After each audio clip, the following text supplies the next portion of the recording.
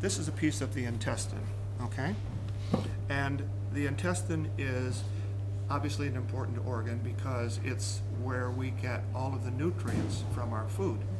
I mean, you walk into your mouth and you can walk out the other end.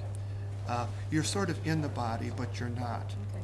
You're not doing the body any good as long as you're inside of the intestine. In order for the nutrients to nourish our body, they have to go through the wall of the intestine.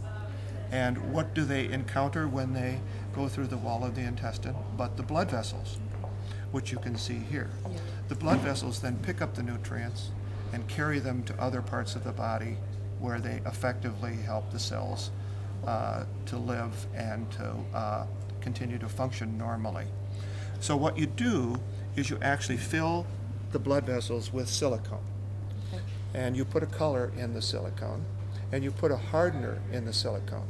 So once it's in the blood vessels, then it hardens in there. And then what you do is you remove the intestinal tissue from around it. So what you are looking at is what's inside of the intestine. Right. And so that's a very interesting process, which allows us to see more than the 100,000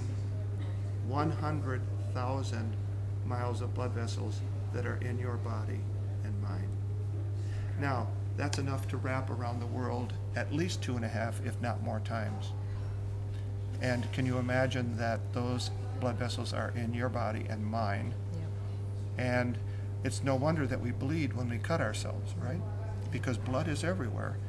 And the reason it is because it's what carries the nutrients to our cells and carries the wastes away.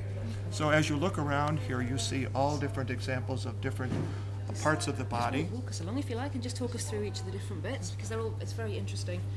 These are the kidneys. Over 100 miles of blood vessels in each kidney, even though they're relatively small.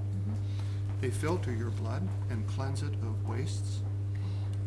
Very, very important. Fortunately, you have 2 of them.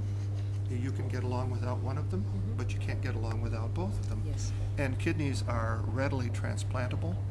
That is, people who need a kidney can often have a transplant that will help them to survive the ability of their blood to then remove the organ to remove wastes.